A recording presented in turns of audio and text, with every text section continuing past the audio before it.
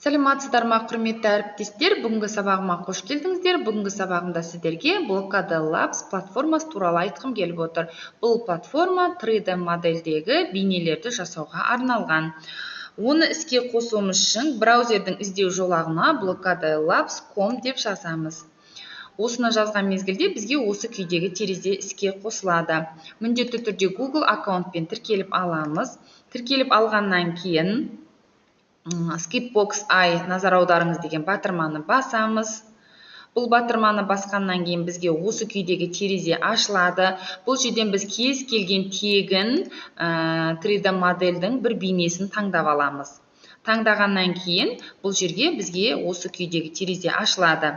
Бұл терезе, жалпы бұл платформа ағылшынша промпттарды қабылдайды. Біз құрғымыз келетін бейнені ChatGPT-да алдын ала жазып ағылшынша промптты құрып алсақ болады. Мысалға, мен информатика кабинетінде 3D модельде көрініс жасап беретін промпт ағылшынша құрып бер дедім. Маған осы күйде промпт жасап берді. Бұны копировать етемін. Одан кейін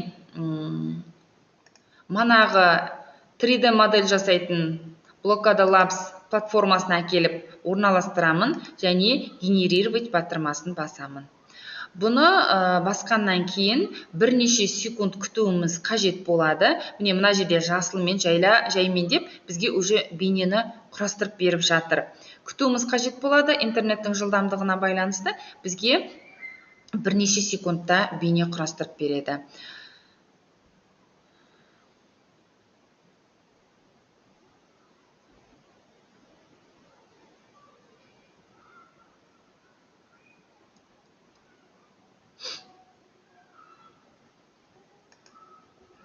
Міне бізге осы күйдегі бейнені құрастырып берді.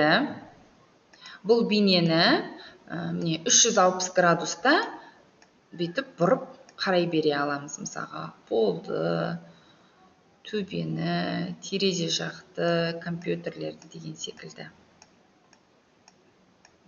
Осылай құрып, өздеріңіздің сабақтарыңызда еркін қолданып 3D модельде бейнелерді оқушыларға көрсетулеріңізге болады.